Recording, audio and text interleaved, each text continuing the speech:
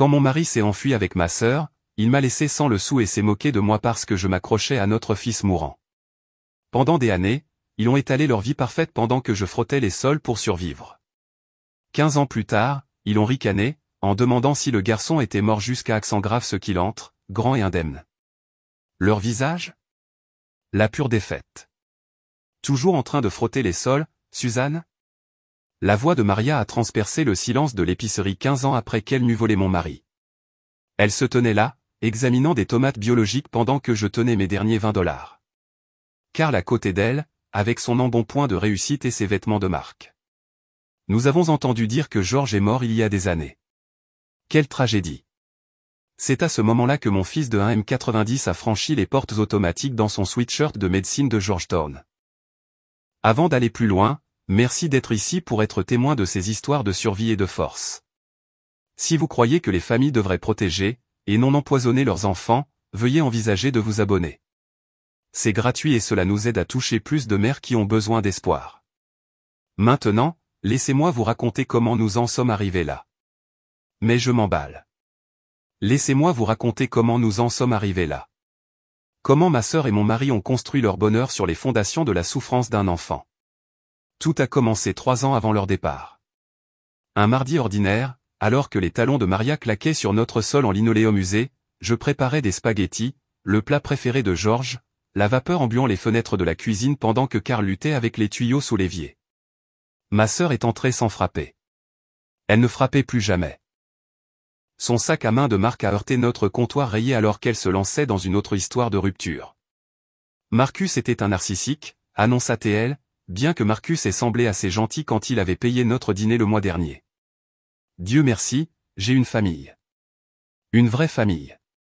Elle a touché l'épaule de Karl alors qu'il sortait de sous l'évier, sa main s'attardant. Tu es si doué de tes mains, Karl. Suzanne a de la chance. La façon dont elle a dit mon nom, comme si c'était une pensée secondaire. La façon dont les oreilles de Karl sont devenues rouges. J'aurais dû le savoir à ce moment-là. 2 semaines plus tard, le docteur Morrison a posé le diagnostic qui allait tout changer. Le cabinet sentait le désinfectant et cette sorte de terreur particulière qui s'accroche aux bâtiments médicaux. Georges était assis sur la table d'examen, les jambes se balançant, s'étant et ignorant, pendant que le médecin expliquait les globules blancs et les protocoles de traitement. Mais c'est Maria qui a sangloté. Des sanglots forts et théâtraux qui ont poussé l'infirmière à apporter des mouchoirs. Elle a serré Georges contre sa poitrine, son mascara coulant en ruisseau parfait. Mon précieux neveu, sanglota-t-elle. Je ferai n'importe quoi. N'importe quoi. Karl était assis, figé à côté de moi, sa main froide dans la mienne. Je pensais qu'il était sous le choc. Avec le recul, peut-être qu'il calculait combien de temps il devrait faire semblant de s'en soucier. Maria s'est insérée dans notre routine médicale avec une précision chirurgicale. Elle s'est portée volontaire pour conduire Georges au rendez-vous pendant que je travaillais. Elle a fait des recherches sur des régimes biologiques spéciaux qui coûtaient 3 fois notre budget d'épicerie, insistant sur le fait qu'ils étaient essentiels, me culpabilisant quand j'hésitais. Elle allait chercher les ordonnances, organisait les médicaments dans des contenants à code couleur, est devenue l'experte de l'état de Georges pendant que je devenais la mère absente qui faisait des doubles journées pour tout payer. Tu as besoin de te reposer, disait-elle en me chassant de ma propre cuisine. Je m'occupe du dîner de Georges. C'est une recette spéciale que j'ai trouvée en ligne. Ça coûte une fortune, mais il le vaut bien. N'est-ce pas, n'est-ce pas?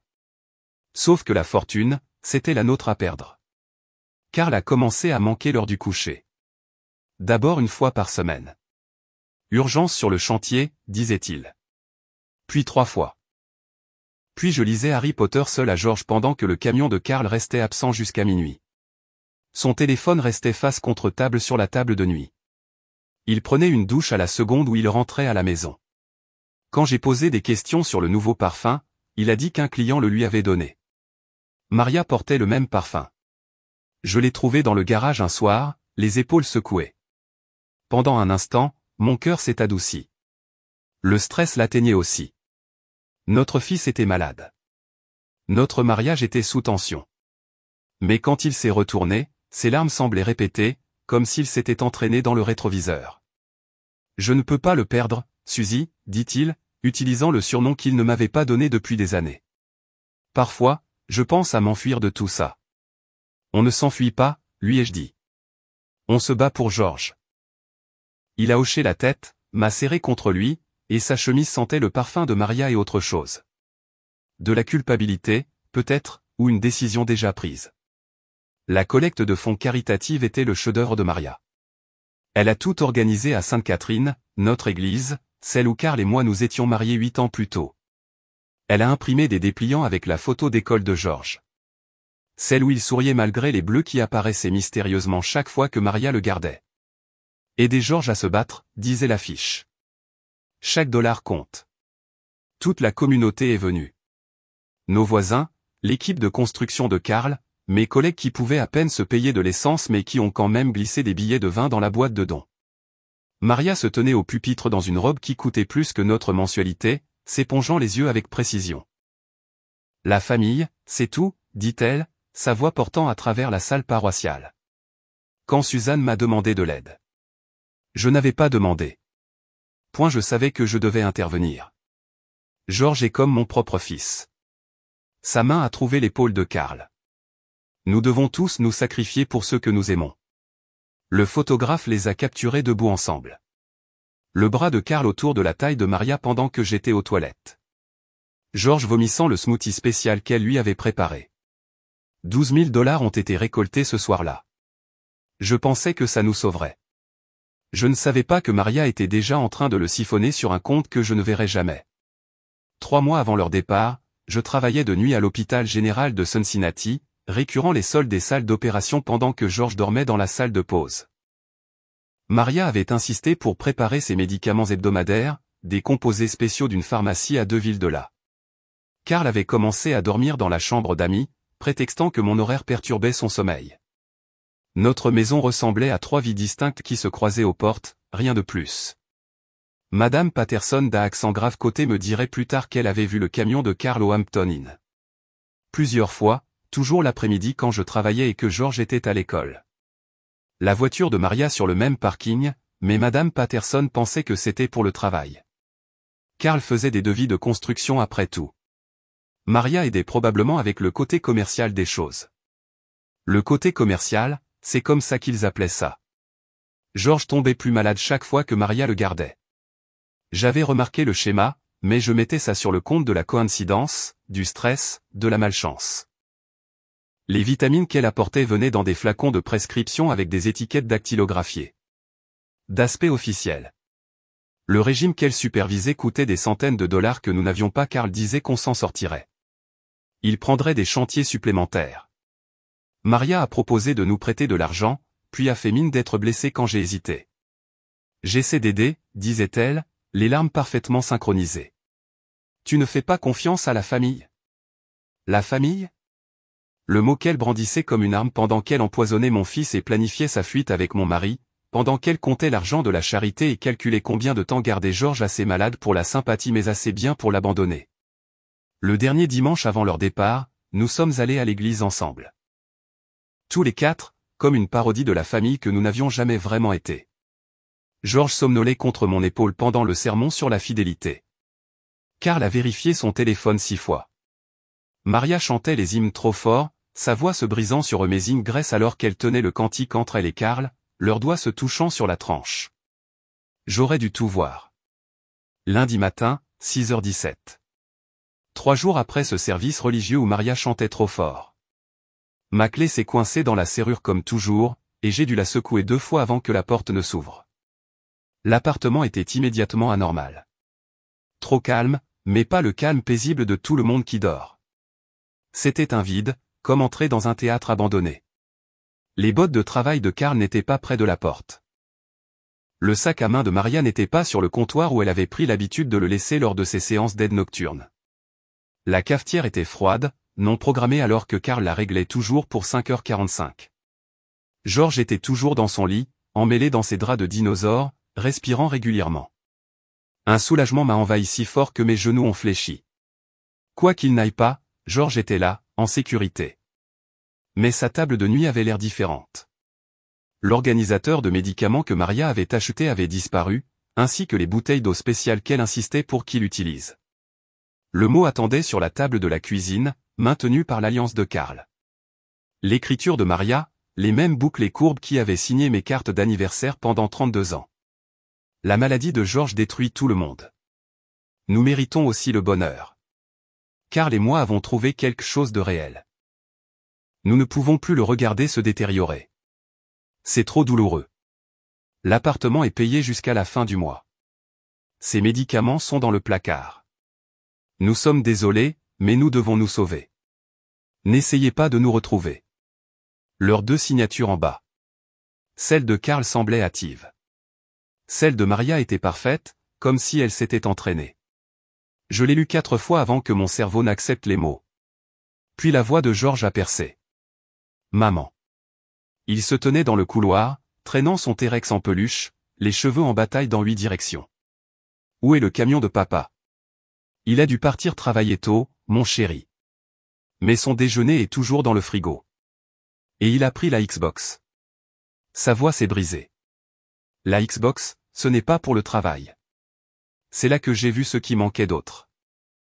La télévision à écran plat, les clubs de golf de Karl, le bon ordinateur portable, la boîte à bijoux de Maria qu'elle gardait dans notre chambre pour plus de sécurité. Ils avaient tout chargé comme des voleurs pendant que leur neveu malade dormait dans le couloir. Pourquoi Tati Maria a pris sa boîte de médicaments, demanda Georges. Elle a dit que j'en avais besoin tous les jours, a-t-il dit. Il a commencé à tousser, ce son humide qui avait hanté nos nuits pendant des mois. Mais cette fois, ça sonnait différemment. Forcé, comme s'il se forçait à tousser parce que c'est ce que faisaient les enfants malades. Je l'ai serré contre moi et il semblait si petit. Tout en omoplate saillante et bras minces. Tati Maria t'a dit au revoir? Non, mais je les ai entendus la nuit dernière porter des trucs. Papa a fait tomber quelque chose et a dit un gros mot. Il a pressé son visage contre mon ventre. Est-ce qu'ils vont revenir? Je ne sais pas, mon chéri. Est-ce que j'ai fait quelque chose de mal? J'ai pris tous les médicaments, même ceux qui me faisaient mal au ventre. Ma vision s'est brouillée. 7 ans, et il pensait que leur abandon était de sa faute. Que d'une manière ou d'une autre, sa maladie, la chose même qu'ils avaient orchestrée, les avait fait fuir. Tu n'as rien fait de mal. Rien. Parfois, les adultes font des choix égoïstes. Comme quand papa a mangé ton gâteau d'anniversaire l'année dernière? Oui, comme ça. Mais en plus grand. Nous nous sommes assis sur le canapé. Georges s'est blotti contre moi comme s'il essayait de disparaître. J'aurais dû préparer le petit déjeuner, le préparer pour l'école, vérifier sa température. Au lieu de cela, je l'ai tenu pendant que la lumière du matin exposait tout ce qu'ils avaient pris. Les espaces vides où des photos avaient été accrochés. Karl avait pris celle de lui-même, mais avait laissé notre photo de mariage, son visage rayé avec quelque chose de pointu. J'ai faim, a finalement dit Georges. Est-ce que je peux avoir des céréales normales? Pas celles que Tati Maria prépare. Tu peux avoir tout ce que tu veux. Il a choisi des Lucky Charms. Maria les avait interdits, disant que le sucre interférerait avec ses traitements. Il a mangé 2 bols pendant que je regardais, mémorisant son visage. La façon dont ses yeux n'étaient pas aussi cernés qu'hier. Quand il a souri, du lait coulant sur son menton, il ressemblait à un enfant normal, pas à l'enfant mourant que Maria avait fabriqué. La banque était mon prochain arrêt. Georges a attendu dans la voiture avec son dinosaure pendant que je me tenais devant le distributeur automatique, certaine que la machine était en panne. 17 $. C'est tout ce qu'il restait de nos économies, de notre compte courant, de tout. Le fonds d'urgence que nous avions constitué pendant 5 ans, disparu. Le compte d'épargne pour l'université de Georges. Ma mère l'avait commencé avec 1 000 $ avant que le cancer ne l'emporte. Vidé. Le reçu s'est imprimé comme un verdict. Des retraits commençant il y a 3 semaines. 5 cents ici. 800 là.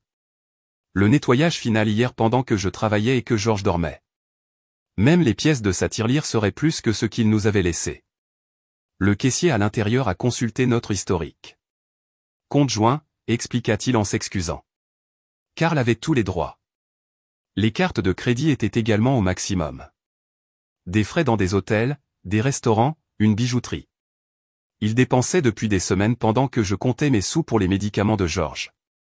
Pouvez-vous bloquer quelque chose, ai-je demandé.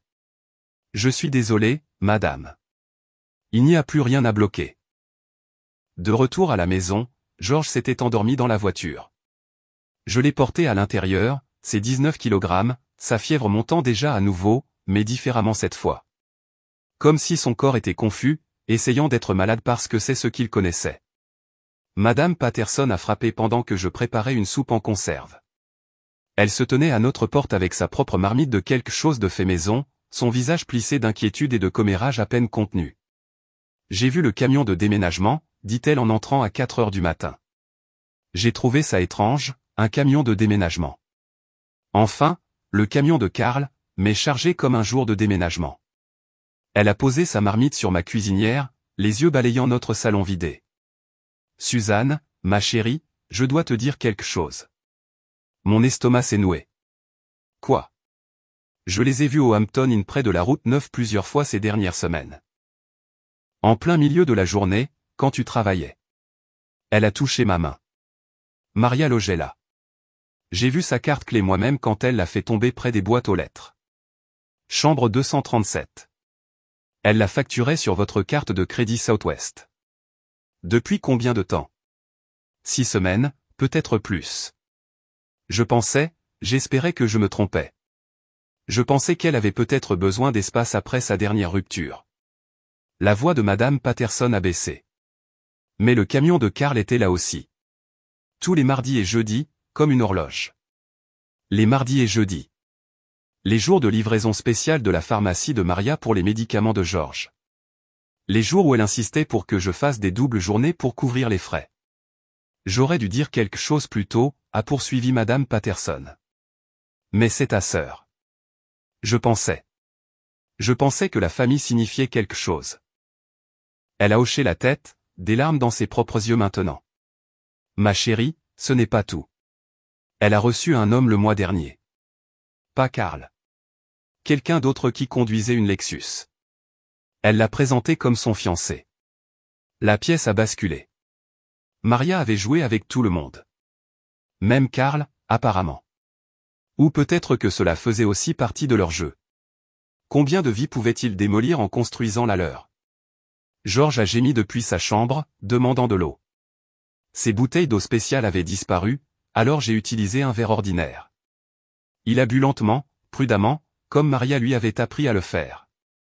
Maman, est-ce qu'on va s'en sortir sans eux? J'ai regardé son visage pâle, les cernes que Maria lui avait littéralement données, la confiance encore vivante dans ses yeux malgré tout. On va s'en sortir encore mieux, ai-je promis, bien que je n'ai que $17, aucune sécurité d'emploi et un enfant malade qui n'était peut-être même pas malade. Cette promesse faite à Georges est restée en suspens entre nous pendant 3 jours pendant que je me démenais pour nous maintenir à flot. Puis le jeudi est arrivé, et avec lui l'appel de l'école primaire Jefferson qui a tout changé. Madame Brennan, Georges s'est effondré en sport. L'ambulance l'emmène à l'hôpital général de Cincinnati. J'ai abandonné mon seau et ma serpillière au milieu du sol en marbre de la banque. Mon superviseur criant à propos d'une retenue sur salaire alors que je courais. Le taxi m'a coûté $8 que je ne pouvais pas me permettre, me laissant avec $9 à mon nom. Georges était conscient quand je suis arrivé, pâle et confus dans le service de pédiatrie, une perfusion coulant dans son bras mince. Juste un petit étourdissement, a dit le médecin des urgences, levant à peine les yeux de sa tablette. Probablement sa leucémie. Faites un suivi avec son oncologue. Mais nous n'avions plus d'oncologue. Le spécialiste que Maria avait trouvé ne pouvait mystérieusement pas nous voir sans assurance, et Karl avait annulé notre police le jour de son départ. C'est alors qu'elle est apparue. Le docteur Patricia Hawkins, passant devant notre box rideau, puis s'arrêtant, reculant, fixant Georges comme si elle avait vu un fantôme. Elle était plus âgée, peut-être 60 ans, avec des yeux vifs derrière des lunettes à monture métallique. Cet enfant n'a pas de leucémie, dit-elle doucement, entrant à l'intérieur. Excusez-moi. Mes instincts protecteurs se sont enflammés. Ces dossiers médicaux. Et, Elle a fait un geste vers Georges, et quelque chose dans sa voix m'a fait hocher la tête. Elle l'a examiné doucement. Ses yeux, ses ongles, les bleus sur ses bras. Elle a appuyé soigneusement sur son ventre, a vérifié ses ganglions lymphatiques, a étudié le teint de sa peau sous les dures lumières de l'hôpital. Qui l'a diagnostiqué, a-t-elle demandé. Le docteur Morrison, il y a 2 ans. Et qui a géré son traitement? Ma sœur. Elle a tout recherché, s'est occupée de ses médicaments. Je me suis arrêté, les mots devenant amers dans ma bouche. Le docteur Hawkins a complètement fermé le rideau. Je dirige la clinique gratuite sur Vine Street. Amenez-le demain soir après la fermeture. 21h. Apportez tous les médicaments, tous les flacons, tous les dossiers que vous avez. Pourquoi? Elle a regardé George, puis m'a regardé. Parce que cet enfant est en train d'être empoisonné, et je pense que vous le savez. La nuit suivante, j'étais assise dans sa clinique fermée à clé pendant qu'elle étalait des papiers sur son bureau comme des preuves dans une scène de crime.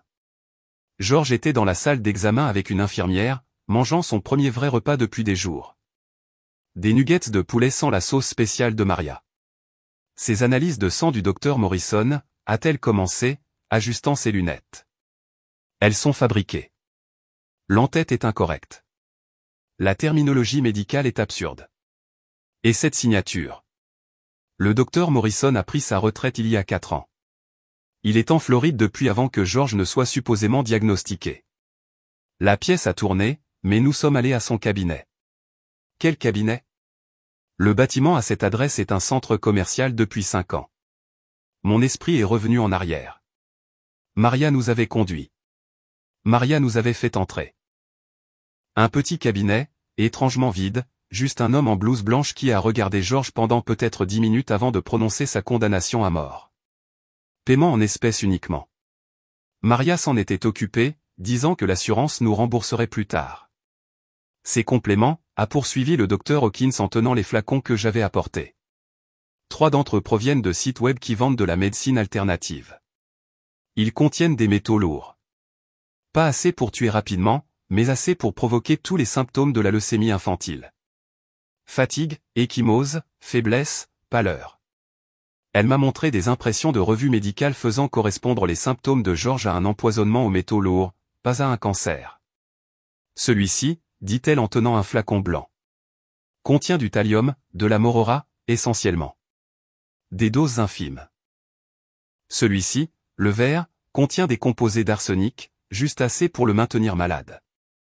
J'ai réussi à atteindre les toilettes avant de vomir. Mon corps rejetant la vérité aussi violemment qu'il voulait rejeter les 18 derniers mois. Ma sœur avait empoisonné mon bébé, méthodiquement, délibérément, tout en me souriant devant le café du matin. Quand je suis revenu, le docteur Hawkins avait créé une chronologie sur son tableau blanc. Les pires jours de George coïncidaient parfaitement avec les courses de Maria à la pharmacie. Ces améliorations survenaient pendant ses supposés week-ends au spa. Le schéma était indéniable, mathématique dans sa cruauté. Nous devons nettoyer son système, a-t-elle dit. Arrêtez tous les médicaments immédiatement. Je le traiterai ici, officieusement. Si nous signalons cela maintenant, sans preuve de qui l'a fait, ils vous enlèveront George. Mais Maria est partie. Nous avons d'abord besoin de documentation. Je ferai de vraies analyses de sang tous les 3 jours. Documenterai sa guérison. Dans 2 semaines, vous ne le reconnaîtrez plus. Elle avait raison. 10 jours sans le poison de Maria, et la transformation de George était miraculeuse. Sa peau est passée du gris au rose. Il a mangé sans vomir. Il a couru dans l'appartement sans halter. Ses bleus se sont estompés. Les cernes ont disparu. Il a pris 2 kilogrammes en 2 semaines. Maman, je me sens bizarre, m'a-t-il dit un matin. Bizarre? Comment? Pas fatigué. C'est normal? Mon fils de 7 ans devait demander si se sentir en bonne santé était normal. Voilà ce qu'il lui avait fait. Le docteur Hawkins a tout documenté méticuleusement. Des analyses de sang montrant une baisse des niveaux de toxines, des photographies de sa guérison, une chronologie détaillée de son empoisonnement. Elle a risqué sa licence en emmenant des échantillons dans un laboratoire indépendant, payant de sa propre poche. 18 mois d'empoisonnement systématique, a-t-elle dit lors de notre 4e visite. Il le voulait assez malade pour la sympathie et les dons, mais pas si malade qu'il aurait besoin d'une véritable hospitalisation où de vrais médecins pourraient s'en apercevoir. La collecte de fonds, ai-je murmuré, 12 000 $. De l'argent du sang, littéralement. 3 semaines après le début de la guérison de George, je nettoyais des bureaux au centre-ville quand Jeannette de la Paix m'a trouvé dans la salle de pause. Son téléphone tendu comme une arme. Suzanne, tu dois voir ça. La publication Facebook était datée de 6 mois après la disparition de Carl et Maria. Une page commémorative pour George Brennan, fils bien-aimé, parti trop tôt après sa courageuse bataille contre la leucémie. Des photos de lui quand il était le plus malade, pâle et les yeux creux. Maria debout à un pupitre dans une robe noire. Carl à côté d'elle, tous deux pleurant des larmes parfaitement mises en scène. Les commentaires m'ont détruite. Des centaines de personnes offrant leurs condoléances, partageant des souvenirs du gentil garçon malade, faisant des dons à leur nouvelle association caritative, les ailes de George, soutenant les familles touchées par le cancer infantile. Ils l'ont fait passer pour mort, dit doucement Janet. Dans l'esprit de tout le monde, ton fils est mort. J'ai fait défiler publication après publication. Des arbres commémoratifs plantés, des bourses d'études à son nom. Une course de 5 km avec sa photo sur chaque t-shirt. Carl et Maria avaient construit leur nouvelle vie sur les fondations de la mort fictive de George, profitant d'un deuil qui n'était même pas réel. Mais il est en vie, dit Janet. C'est ça qui compte. J'ai regardé la date du service commémoratif, 2 semaines après qu'il nous ait quittés. Ils n'avaient même pas attendu qu'il meure réellement du poison qu'ils lui avaient donné. Ils avaient simplement décidé qu'il avait plus de valeur mort qu'abandonné. Le docteur Hawkins m'a aidé à tout imprimer. Les publications, l'enregistrement de l'association, les pages de dons. La preuve d'un crime si élaboré que je n'arrivais toujours pas à le saisir pleinement. Ils avaient empoisonné un enfant, simulé sa mort et profité des deux. Que dois-je faire, lui ai-je demandé. Tu survis, a-t-elle dit. Tu élèves ce garçon en bonne santé. Et quand le moment sera venu, la vérité a une façon de faire surface. Ce soir-là, George a dessiné une image de lui-même en super-héros, fort et grand, la cape flottant. C'est moi quand je serai grand, a-t-il annoncé. Tu es déjà mon héros, lui ai-je dit. Pourquoi? Parce que tu as survécu à quelque chose d'impossible. Il a réfléchi. Maman, est-ce que j'ai déjà été vraiment malade? La question que je redoutais. Quelqu'un t'a rendu malade. Mais tu n'as jamais été mourant, mon chéri. Tu as toujours été plus fort qu'il ne le pensait. Il serrait toujours ce dessin de super-héros quand la vie d'expulsion est arrivée, 2 jours avant Noël. Le papier tremblait dans ma main pendant que George accrochait ses ornements faits main sur notre sapin de Charlie Brown. Une chose décharnée que Madame Chin avait sauvée de derrière son restaurant. 3 mois de retard, disait la vie. Dernier avertissement. J'avais travaillé à 3 emplois. Les nuits à l'hôpital, les matins à la banque, les week-ends dans un cabinet dentaire. Mais ce n'était pas assez. Pas avec les factures médicales qui continuaient d'arriver pour les faux traitements de George, les cartes de crédit au maximum que Carl nous avait laissées, et les courses qui coûtaient plus cher chaque semaine. C'est quoi ça, maman, demanda George, remarquant mon visage. Juste de la paperasse, mon chéri. Le bureau de Monsieur Kowalski sentait le cigare et l'Allspice. Il était assis derrière son bureau, ses mains massives croisées, pendant que George et moi nous tenions comme des accusés attendant leur verdict. George avait 10 ans maintenant, 3 ans qu'ils étaient partis, mais toujours petit pour son âge. L'empoisonnement avait retardé sa croissance, avait dit le docteur Hawkins. Vous me devez $3000, déclara Monsieur Kowalski. Je sais. Je peux payer 5 cents maintenant et... Vous avez dit ça le mois dernier. George s'avança. S'il vous plaît, ne nous faites pas partir. Maman travaille très dur.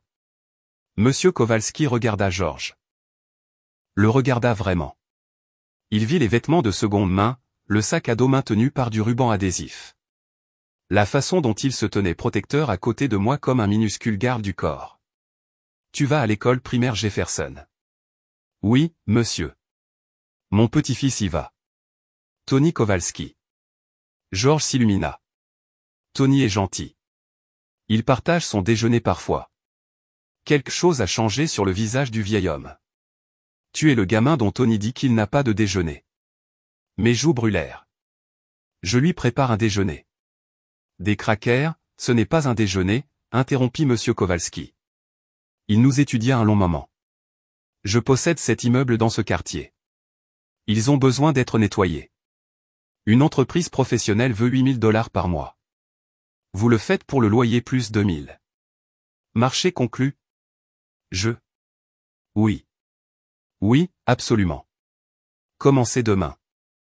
Amenez le gamin si vous en avez besoin. Et c'est comme ça que je suis devenue la reine des toilettes. Cet immeuble, 42 salles de bain, d'innombrables sols à récurer. Georges s'asseyait dans les placards à fournitures pour faire ses devoirs, lisant à la lumière de son téléphone qui tenait à peine la charge. Parfois, je le trouvais endormi sur une pile de serviettes propres, ses livres de maths toujours ouverts. En février, Georges avait complètement pris en charge notre foyer. Il avait compris notre chaos d'horaire et s'était adapté comme un petit général gérant une guerre. Maman, tu as la banque à 6 heures, l'hôpital à 15 heures, tu dors de 21 heures à 2 heures, récitait-il en préparant des œufs brouillés. Il avait appris à cuisiner grâce à des vidéos YouTube sur l'ordinateur de la bibliothèque. Rien d'extraordinaire, mais assez pour nous nourrir. Des pâtes au beurre. Des croque-monsieur qui ne collaient à la poêle que la moitié du temps. Tu devrais jouer aux jeux vidéo, lui dis-je un matin, en le regardant préparer nos déjeuners. C'est mieux comme ça, dit-il simplement. On est une équipe. Quand son professeur a appelé pour poser des questions sur son père pour un projet de la journée des anciens combattants, Georges a répondu sans hésiter. Il est mort en Afghanistan. Un héros. Le mensonge est venu si naturellement que j'y ai presque cru moi-même. C'était plus facile que d'expliquer que son père vivait à 40 minutes de là avec sa tante, prétendant qu'il était mort. Certains soirs, je rentrais à la maison pour trouver Georges qui avait réorganisé notre minuscule espace, essayant de le faire paraître plus grand. Il avait déplacé le canapé pour capter plus de lumière. Suspendu des draps pour créer un coin chambre. Tout étiqueté dans la cuisine pour que je puisse le trouver à moitié endormi. On n'a pas besoin d'eux, maman, disait-il quand il me surprenait en train de pleurer dans mon café à 4 heures du matin. On sait l'un l'autre.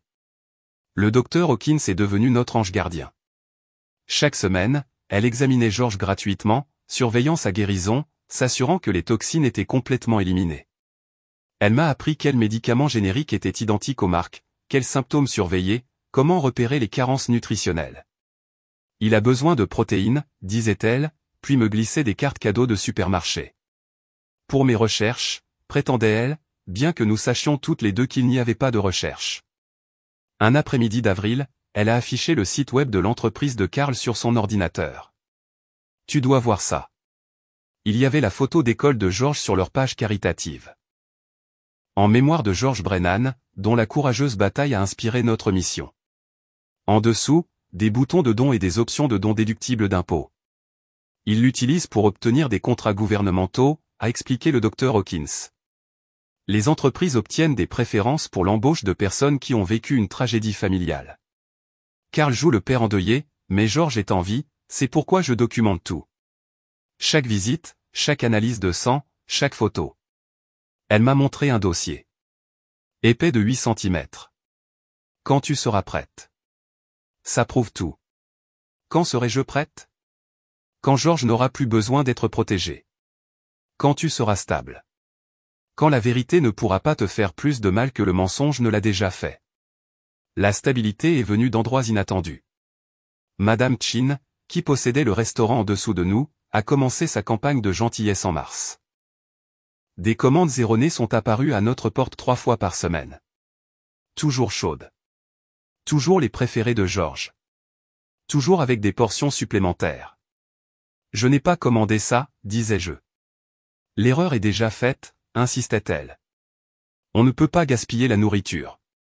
Sa fille, Jenny, une lycéenne en terminale, a commencé à donner des cours de maths à Georges. Son mari, Monsieur Chin, a réparé notre évier qui fuyait perpétuellement, notre serrure de fenêtre cassée, la porte qui ne fermait pas, n'est-ce pas? Je devrais vous payer, proposai-je. Madame Chin me repoussait d'un geste de la main. La famille est de la famille. La vraie famille, pas celle du sang qui empoisonne les enfants. Il savait, tout l'immeuble savait. Les murs étaient fins et les cauchemars de Georges n'étaient pas silencieux. Les fois où j'avais sangloté au téléphone avec le docteur Hawkins. Les avis d'expulsion. Ils savaient tous. Et au lieu de juger, ils ont fait un cercle protecteur autour de nous. Georges s'est épanoui dans cette famille de fortune. Jenny lui a appris l'algèbre et les gros mots en mandarin. Monsieur Chin lui a montré les réparations de base, le laissant tenir la lampe de poche et faire semblant d'aider. Madame Chin l'a nourri jusqu'à ce que ses joues s'arrondissent. Maman, est-ce qu'on est pauvre? A demandé Georges un soir, tous les deux sur le canapé qui me servait de lit. Financièrement, oui, mais pas de l'autre sorte. Quelle autre sorte? La sorte où personne ne t'aime. Je l'ai serré plus fort contre moi. Non, mon chéri, de ce côté-là, on est riche. Cette conversation sur le fait d'être riche en amour a eu lieu un mardi. Le jeudi, Georges avait transformé notre minuscule appartement en laboratoire scientifique, et je savais que nous avions franchi un cap que nous n'avions ni l'un ni l'autre vu venir. Maman, tu te souviens comment Tati Maria me donnait ses vitamines? Il avait 13 ans maintenant, la poussée de croissance le rattrapant enfin, sa voix muant entre les mots. Je veux comprendre ce qu'elle a fait. Il avait récupéré un vieux microscope de la liquidation d'équipement de l'école primaire Jefferson, l'avait installé sur notre comptoir de cuisine entre la plaque chauffante et le grille-pain qui ne fonctionnait que si on maintenait le levier enfoncé. Des livres de bibliothèque sur la toxicologie s'entassaient à côté, marqués de post-it colorés qu'il avait décollés et réutilisés jusqu'à ce qu'ils ne collent presque plus. Pour l'école, ai-je demandé. Pour l'expo science et pour moi. Pendant 3 mois, il a travaillé sur ce projet. Chaque nuit, après que je me sois effondré de mes tournées de nettoyage, je le trouvais penché sur des fiches de données, comparant des composés chimiques, créant des graphiques qui suivaient ses propres symptômes par rapport au schéma d'empoisonnement connu. Il l'a intitulé « Quand la médecine devient une arme, détecter les maladies fabriquées chez les patients pédiatriques ». Tu ne peux pas mentionner Maria ou Karl, les jeux prévenus. Je ne le ferai pas. Mais Monsieur Davison dit que si je me classe au niveau de l'État, les universités remarquent, même les collégiens. Monsieur Davison, son professeur de sciences, était devenu le champion de Georges sans connaître toute l'histoire. Il restait après l'école pour aider Georges à affiner son hypothèse, lui apprenant à citer correctement ses sources, ne demandant jamais pourquoi un jeune de 13 ans en savait autant sur la fraude médicale. La veille de l'expo Sciences de l'État, Georges a répété sa présentation pour moi et les Tchines. Il se tenait droit, parlait clairement. Sa colère transformée en précision académique. Quand il est arrivé à la diapositive montrant comment certains composés pouvaient imiter les symptômes de la leucémie, Madame Chin m'a serré la main si fort que ça m'a fait mal. Il a gagné. Pas seulement sa catégorie, mais le tout. Grand champion. Le juge, un professeur de l'Université d'État de l'Ohio, m'a prise à part par la suite. La recherche de votre fils est de niveau universitaire. A-t-il vécu un traumatisme médical personnellement? Quelque chose comme ça. Elle a hoché la tête en connaissance de cause. Les meilleurs scientifiques viennent souvent de la douleur. Il ira loin. Georges a encadré ce certificat et l'a accroché là où se trouvait notre photo de famille. Celle dont Karl avait rayé son visage. C'est mieux, a-t-il dit. Ça montre qui nous sommes vraiment. 2 semaines plus tard, je nettoyais le bureau de Brennan Build. L'entreprise de Karl avait déménagé dans le bâtiment Fitzgerald au centre-ville, tout en verre et en chrome, essayant de paraître plus grande qu'elle ne l'était. Je nettoyais leur bureau les mardis soirs, généralement seul, à l'exception de la sécurité. Mais ce mardi-là, quelqu'un avait laissé son bureau déverrouillé. Celui du partenaire de Karl, Tom Morrison. Des papiers couvraient son bureau et mon regard a accroché le nom de Georges. Je n'aurais pas dû regarder, mais je l'ai fait. Des propositions de contrat, toutes. Des offres pour des projets municipaux, des constructions d'État, des développements privés, et dans chacune, une section sur l'engagement communautaire qui racontait l'histoire de la perte tragique de Karl, son fils Georges, mort de leucémie. Comment cela avait motivé l'engagement de Karl envers les œuvres de charité pour enfants. J'ai commencé à photocopier page après page, proposition après proposition. Karl avait bâti son succès sur la tombe fictive de Georges. Il a remporté des contrats valant des millions en jouant le père endeuillé. L'association caritative qu'il avait créée, les ailes de Georges, apparaissait dans chaque offre comme preuve des valeurs de son entreprise. Le gardien de sécurité m'a trouvé 1 heure plus tard, les bras chargés de copies. Vous n'êtes pas censé être là-dedans, a-t-il dit. Je sais. Je suis désolé. Je croyais avoir vu une souris. Il a regardé les papiers, puis m'a regardé. Une lueur de reconnaissance. Vous êtes la mère de Georges, le gamin qui a gagné l'expo science. Ma fille va à Jefferson. J'ai hoché la tête, incapable de parler. Les souris sont terribles à cette période de l'année, a-t-il dit lentement. Mieux vaut emporter ces papiers à l'extérieur pour vérifier s'il y a des déjections. On ne voudrait pas qu'ils retournent au bureau s'ils sont contaminés. Il s'est éloigné et j'ai compris. Toute la ville connaissait notre histoire, même s'ils n'en connaissaient pas les détails. À la maison, j'ai étalé les contrats sur notre sol. Date, montant, promesses de dons de pourcentage qui ne se sont jamais matérialisés. Le docteur Hawkins avait raison. Les preuves comptaient. Ce dossier s'épaississait chaque semaine à mesure que je trouvais d'autres documents laissés accidentellement dans les poubelles ou le recyclage. Janet a commencé à me transférer les publications de Maria sur les réseaux sociaux. Je ne pouvais pas les regarder moi-même. Elle m'avait bloqué partout. Mais Janet a tout capturé. Regarde ça, dit-elle en me montrant son téléphone pendant ma pause. Maria posait avec des jumeaux, peut-être âgés de 4 ans, devant une maison qui criait la richesse de banlieue. Bénis de ces miracles après tant de pertes, disait la légende. Leur apprenant l'histoire de leur cousin ange, George, qui veille sur eux. Elle l'utilise même mort, a marmonné Janet. Mais j'ai remarqué ce que Janet n'avait pas mentionné. Carl n'était pas sur les photos récentes. Le verre de vin de Maria apparaissait sur chaque image, parfois plusieurs verres dans une seule séance photo.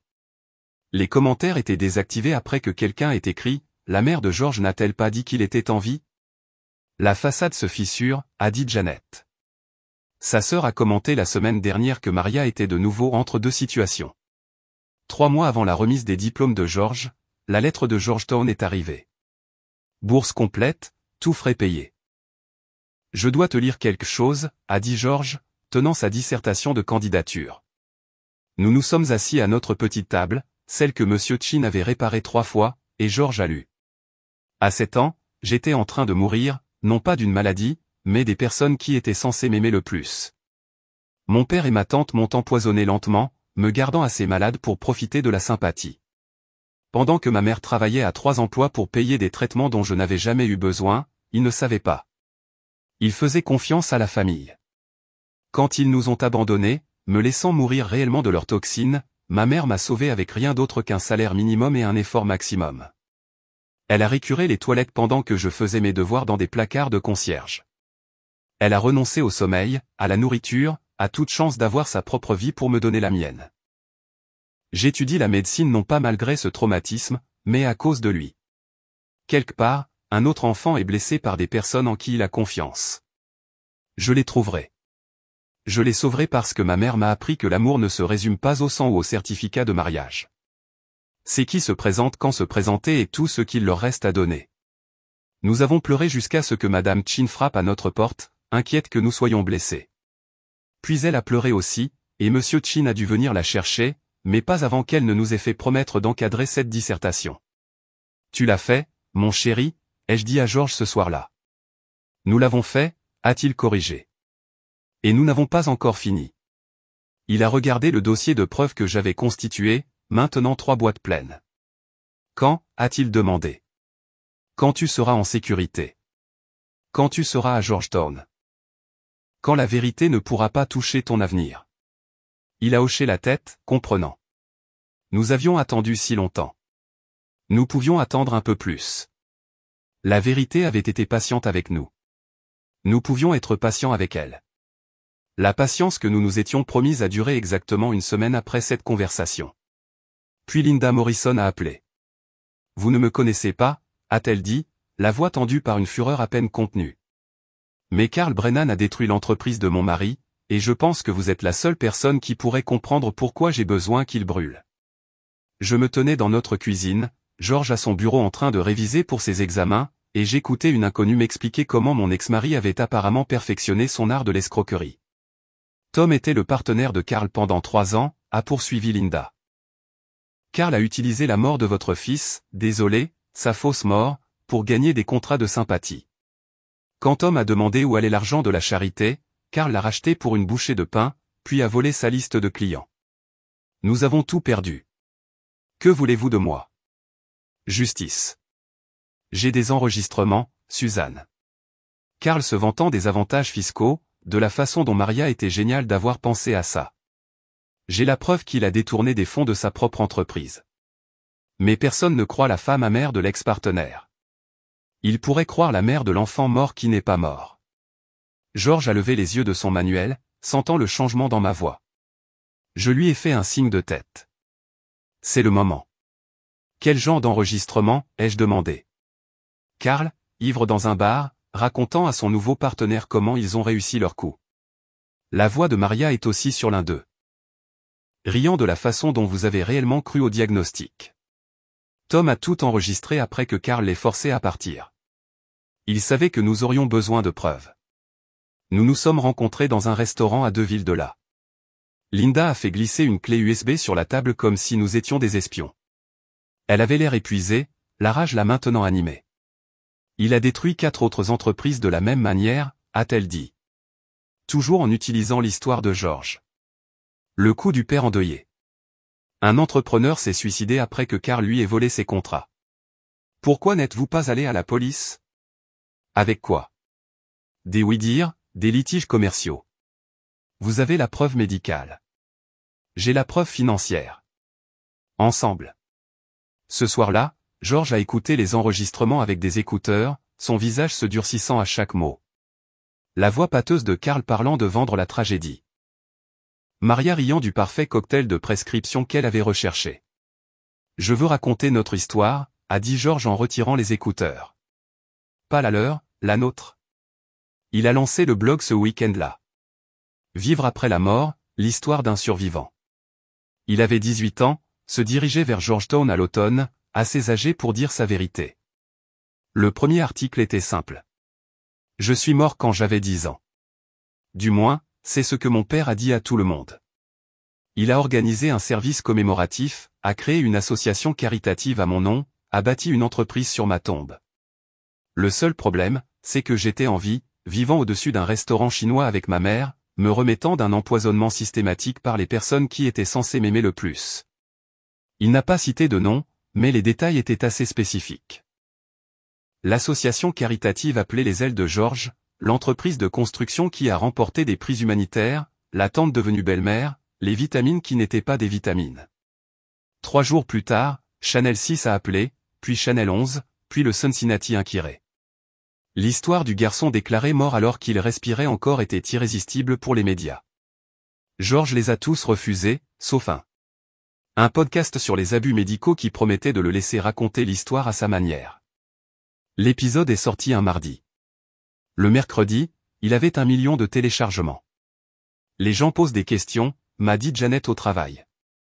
Le Facebook de l'entreprise de Karl est bombardé. Quelqu'un a trouvé la page commémorative. Le docteur Hawkins a agi plus vite qu'Internet. Elle avait constitué son propre dossier depuis des années, et le blog de George lui a donné l'ouverture dont elle avait besoin. Elle a tout transmis au Conseil de l'éthique médicale, au département des licences de l'État, au service de protection de l'enfance. Je ne les laisserai pas pratiquer leur mal ailleurs, m'a-t-elle dit. Ce faux docteur Morrison que Maria a engagé. Je l'ai trouvé. Son vrai nom est Marcus Webb. Il a perdu sa licence dans l'Indiana pour fraude à l'assurance. Maria l'a payé $2000 pour jouer au docteur pendant un après-midi. L'enquête a commencé discrètement. Des formulaires remplis, des questions posées, des documents demandés. Karl et Maria ne le savaient pas encore, mais leur monde parfait s'effondrait déjà de l'intérieur. Puis Maria a essayé de prendre contact. Patricia, la meilleure amie de ma mère avant sa mort, m'a appelé un jeudi soir. Suzanne, je dois te dire quelque chose d'étrange. Qu'est-ce qui s'est passé? Maria m'a contacté via Facebook. Elle a dit qu'elle essayait de te joindre. Elle a besoin de se racheter. Elle prétend que Karl l'a forcée à tout faire. Qu'elle n'a jamais voulu faire de mal à George. Qu'est-ce que tu lui as dit? Que tu es morte. Crise cardiaque à cause du stress il y a 2 ans. J'ai pensé qu'elle devrait goûter à sa propre médecine. La voix de Patricia est devenue froide. Elle a demandé pour l'assurance vie. Si George avait touché quelque chose. Cette femme n'a pas changé d'un iota. George a entendu toute la conversation. Elle pense que tu es morte. Apparemment. Il a souri, sombre et satisfait. Bien. Laissons-la penser qu'elle a gagné. Ça rendra la vérité plus douloureuse. Les fissures se sont étendues plus rapidement maintenant. Janet m'a transmis des captures d'écran des publications de plus en plus frénétiques de Maria. Les bouteilles de vin se multipliant sur les photos. Karl absent de tout ce qui était récent. Les jumeaux semblant négligés, les cheveux non lavés, les vêtements trop petits, des commentaires d'amis inquiets demandant si elle avait besoin d'aide. Quelqu'un avait divulgué le blog de Georges au conseil d'administration de l'association de Maria. Soudain, les ailes de Georges étaient sous examen, les donateurs exigeant des réponses. Le fisc s'intéressait à leur statut d'exonération fiscale. Linda appelait chaque semaine avec des mises à jour. Le nouveau partenaire de Karl avait commencé à poser des questions sur les comptes. Les clients retiraient leurs contrats. Le prix humanitaire qu'ils avaient remporté était en cours de réexamen. Il boit beaucoup, a rapporté Linda. Tom l'a vu dans 3 bars différents la semaine dernière, buvant seul en plein jour. Mais la vraie fissure, celle qui allait tout briser, est venue d'une source inattendue. L'un des jumeaux de Maria, âgé de seulement 4 ans, avait été admis à l'hôpital avec des symptômes suspects. Des ecchymoses, de la fatigue, des schémas familiers. Le docteur Hawkins m'a appelé immédiatement. Elle recommence. Hôpital différent, même scénario. Ces pauvres garçons. Pas pour longtemps. Le conseil de l'éthique enquête déjà. Cela ne fait qu'accélérer les choses. Ils vont retirer les jumeaux demain. J'ai digéré cette information, sentant le poids de ces 2 garçons innocents pris dans la toile de Maria. L'histoire essayait de se répéter, mais cette fois, les gens regardaient. Cette fois, il y avait des dossiers, des enregistrements, des articles de blog et un survivant nommé Georges qui refusait de rester enterré. « Maman », a dit Georges ce soir-là, regardant sa lettre d'acceptation de Georgetown. « Quand je serai en sécurité à l'école, on publie tout, n'est-ce pas ? » Tout.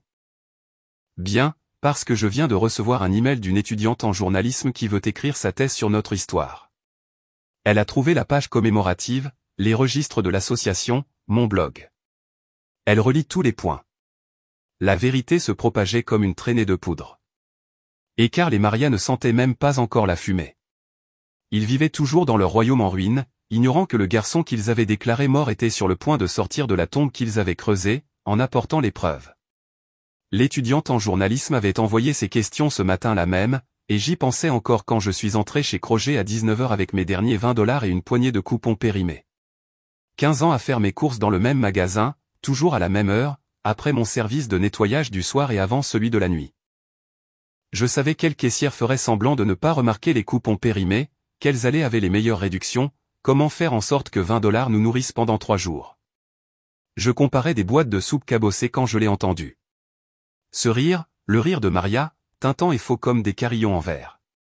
Le même rire qui remplissait ma cuisine pendant qu'elle empoisonnait mon fils. Mon corps les a reconnus avant mon cerveau. Chaque muscle s'est tendu, combat ou fuite, inondant mon système. Là, près des produits biologiques qui coûtaient plus cher le kilo que ce que je gagnais de l'heure, se tenaient Karl et Maria. Le temps les avait changés, mais pas assez. Karl avait pris du poids de réussite, son polo tendu sur un ventre bâti par les déjeuners d'affaires. Maria avait l'air conservée, comme si elle avait été scellée dans le privilège de banlieue. Front lisse grâce au botox, cheveux méchés, sac à main de créateurs qui pourraient payer notre loyer pendant 2 mois. Ils chargeaient leur chariot de bouteilles de vin, du genre avec des bouchons plutôt que des capsules à vis, riant de quelque chose sur le téléphone de Karl, vivant leur vie de mensonge parfait pendant que je me tenais là, dans ma veste de déstockage, tenant une soupe que je ne pouvais pas vraiment me permettre. J'aurais dû m'éloigner. J'aurais dû aller à la caisse automatique et disparaître. Mes 15 ans de silence m'ont soudain semblé plus lourds que ma peur. Toujours en train de frotter les sols, Suzanne ? Maria m'avait repéré la première, sa voix traversant la distance entre nous comme si elle attendait ce moment. Elle m'a toisé de la tête aux pieds, observant mon uniforme de magasin discount.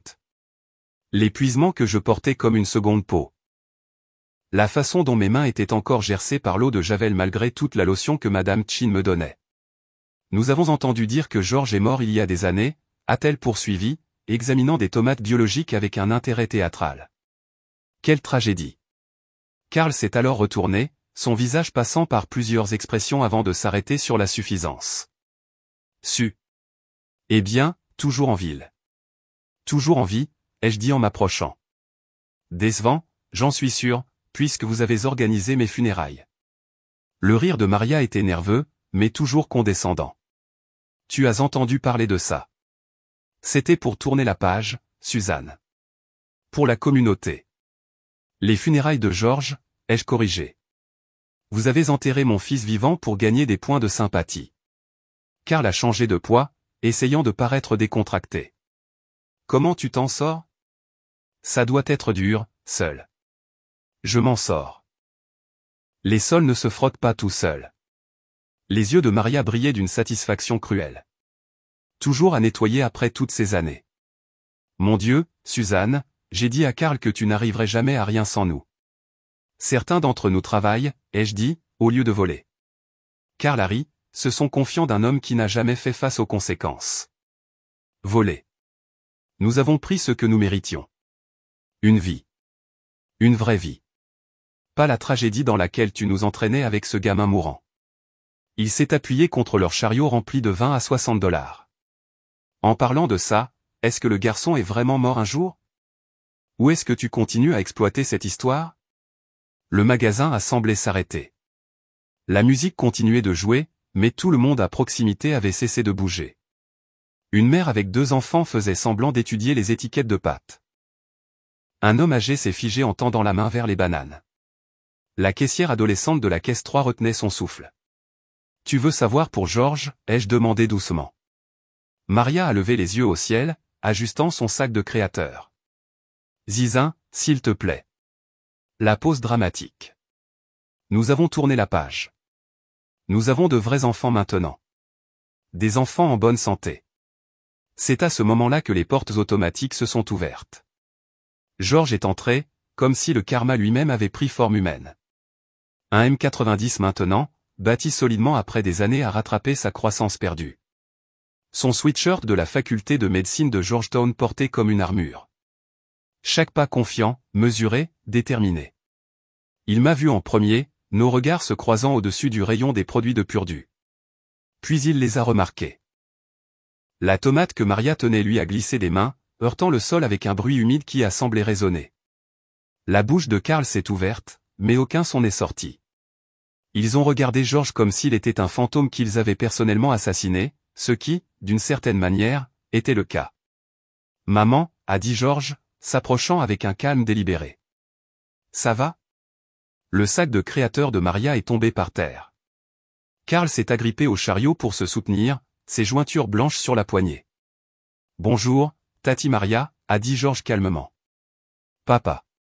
Tu es en vie ?» La voix de Karl s'est brisée comme celle d'un adolescent. « Déçu » a demandé Georges. « Je sais que tu as dit à tout le monde que j'étais mort. Tu as même organisé un service. Maman m'a montré le programme. Fils bien-aimé parti trop tôt. C'est bizarre à imprimer sur quelqu'un que tu as abandonné alors qu'il était censé mourir. » Maria reculait lentement, sa main cherchant le bras de Karl. « Ce n'est pas possible. Tu étais malade. En phase terminale. »« Non, » a dit Georges, sa voix ne s'élevant jamais mais remplissant d'une manière ou d'une autre tout le magasin. « J'ai été empoisonné par vous. Le docteur Hawkins l'a découvert. Les vitamines que vous insistiez pour que je prenne, les repas spéciaux. Vous m'avez gardé malade pour la sympathie, pour l'argent, pour l'attention que ça vous apportait. D'autres clients avaient renoncé à faire semblant de ne pas regarder. Un cercle s'était formé, lâche mais défini. La caissière adolescente avait sorti son téléphone et enregistrait tout. Vous avez torturé un enfant pour des j'aime sur Instagram, a poursuivi Georges, chaque mot aussi précis qu'un scalpel. Vous m'avez dosé avec des métaux lourds pour simuler une leucémie. Vous avez collecté de l'argent auprès de personnes généreuses et vous l'avez empoché. Vous avez organisé un service commémoratif pour un enfant vivant afin de remporter des contrats de construction. Karl a essayé de retrouver un reste de sa vieille arrogance. Attends une minute. Non, a interrompu Georges. C'est toi qui attends. Tu es parti avec la sœur de ta femme. Tu nous as laissés sans rien. Maman a récuré les toilettes pendant que tu bâtissais ton empire sur les fondations de notre souffrance. Elle n'a jamais manqué un traitement dont je n'avais pas besoin. N'a jamais manqué une pièce de théâtre à l'école. Ne m'a jamais laissé oublier que j'étais aimé malgré ce que vous nous avez fait. Maria pleurait maintenant, mais ça avait l'air répété, comme si elle s'était entraînée devant des miroirs. Georges, nous étions jeunes. Vous étiez des adultes, a-t-il dit. Des adultes qui ont choisi la cruauté et l'ont appelé amour. Des adultes qui se tiennent maintenant dans un crochet face au fils qu'ils ont enterré vivant. Le directeur du magasin était apparu, observant depuis le rayon de la boulangerie. 2 autres employés se tenaient près du service clientèle. Personne n'intervenait. C'était mieux que tout ce qu'il y avait sur leur caméra de sécurité. On devrait y aller, a marmonné Karl, essayant de pousser leur chariot.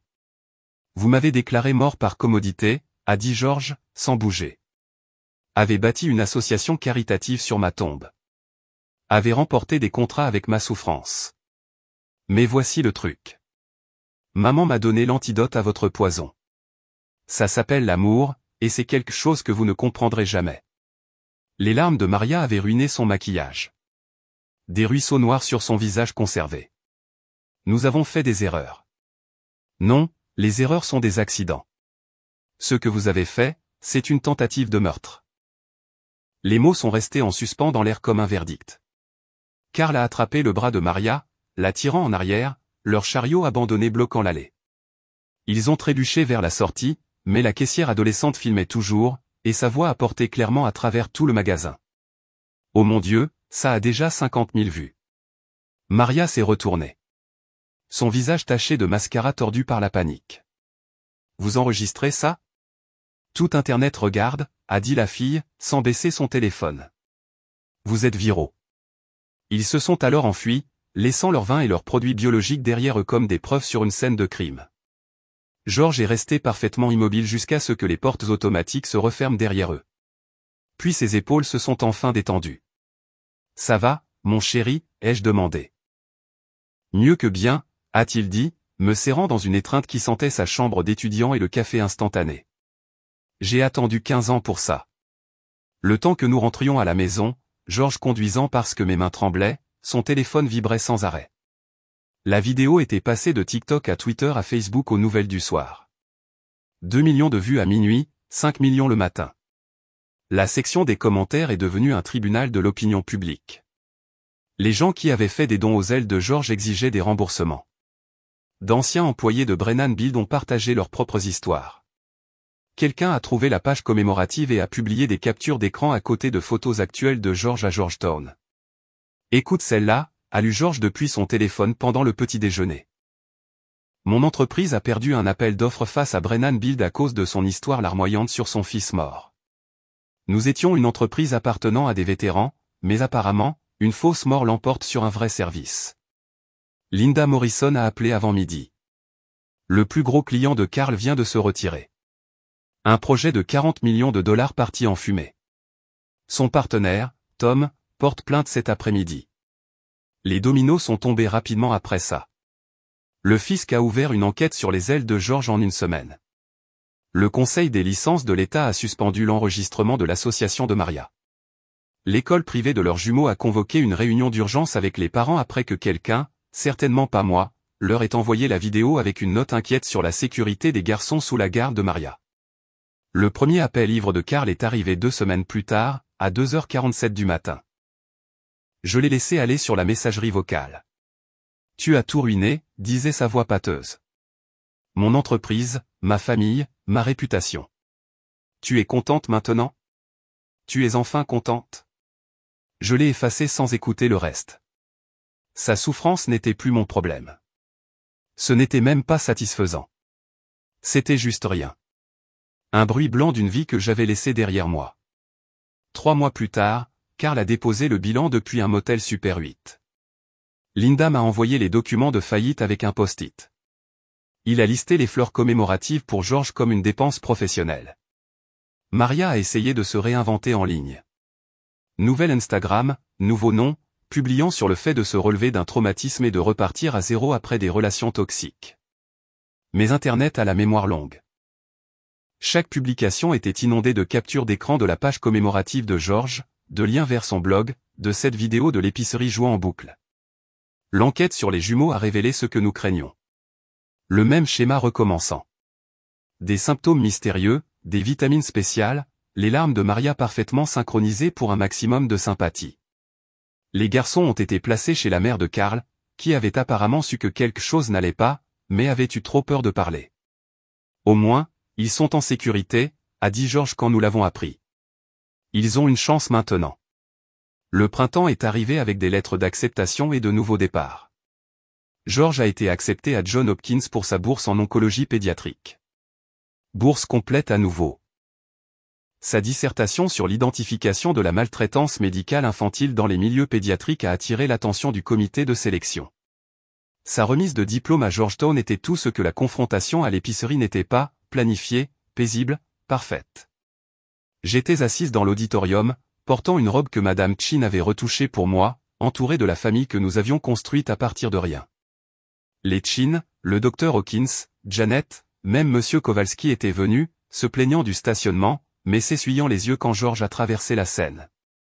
Dans son discours de major de promotion, George s'est tenu à ce pupitre où Maria avait autrefois joué son faux deuil et a dit la vérité à la place. Il y a 15 ans, j'étais en train de mourir, non pas d'une maladie, mais des personnes qui étaient censées me protéger. Je suis ici aujourd'hui parce qu'une femme a refusé de me laisser disparaître.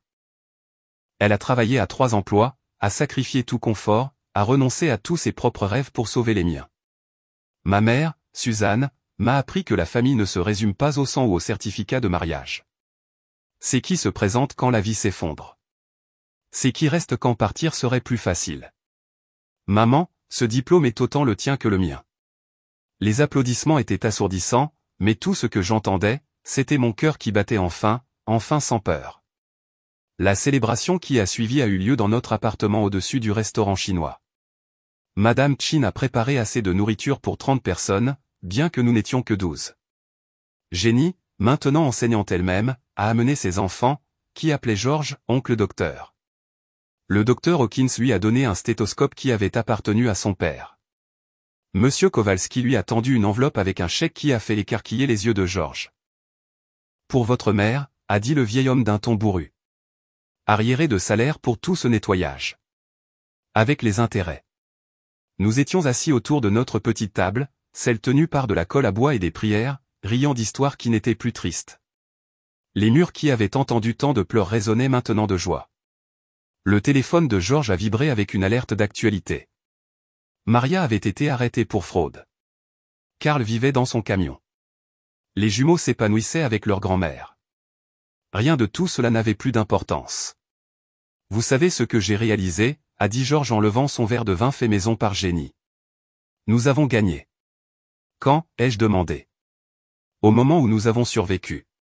Tout le reste, la vidéo, leur effondrement, la justice, c'est juste le générique de fin. Nous avons gagné le jour où nous nous sommes choisis l'un l'autre au lieu d'abandonner. Madame Chin a hoché la tête sagement. La meilleure vengeance est une bonne vie. À la bonne vie, apportez un toast George. À la famille, ai-je ajouté, regardant autour de la table ces personnes qui nous avaient sauvés quand les liens du sang avaient essayé de nous enterrer. Plus tard, après que tout le monde soit parti, George et moi nous sommes tenus sur notre petit balcon surplombant la ville. Quelque part là dehors, car les Maria vivaient avec leurs conséquences. Mais ici, dans ce petit appartement qui sentait l'huile de sésame et l'amour, nous avions tout. Merci, a dit George doucement. De ne pas avoir abandonné. Merci, ai-je répondu, d'avoir valu la peine de se battre. Nous sommes restés là, dans un silence confortable, 2 survivants regardant les lumières de la ville, sachant que demain George partirait pour Johns Hopkins et que je dormirais enfin sans souci, et que les fantômes qu'ils avaient créés resteraient enterrés là où ils devaient être. Ce n'était pas la vie que j'avais prévue. C'était mieux. C'était réel. C'était la nôtre. Cette histoire de justice enfin rendue vous a fait vous agripper à votre téléphone? Appuyez sur ce bouton j'aime tout de suite. Ma partie préférée a été quand George a franchi les portes de cette épicerie dans son sweatshirt de Georgetown, regardant Maria et Karl réaliser que leur victime morte était bien vivante. Quel a été votre moment préféré? Laissez-le dans les commentaires ci-dessous. Ne manquez pas d'autres histoires puissantes comme celle-ci. Abonnez-vous et activez la cloche de notification pour ne jamais manquer une mise en ligne.